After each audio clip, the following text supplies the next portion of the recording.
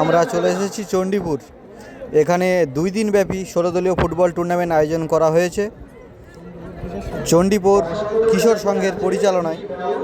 2 দিন ব্যাপী football tournament, যেখানে নগদ 1.5 লক্ষ টাকা প্রথম পুরস্কার এবং সঙ্গে আকর্ষণীয় ট্রফি, এবং দ্বিতীয় পুরস্কার থাকছে 1 লক্ষ টাকা সঙ্গে আকর্ষণীয় ট্রফি।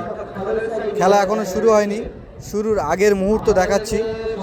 এই ইউটিউব চ্যানেলে তাপস 1996 ইউটিউব চ্যানেলে সমস্ত খেলাগুলি পেয়ে যাবেন। সাবস্ক্রাইব করে সঙ্গে থাকুন আপনারা। খেলা শুরু হয়নি, একেবারে দর্শক চারিদিকে কিন্তু কানায় কানায় পরিপূর্ণ। খেলা কিন্তু শুরু হলে চারদিকে দর্শক কিন্তু আরও একেবারে ভর্তি হয়ে যাবে। সুন্দর পরিবেশের মধ্যে দিয়ে কিন্তু একটি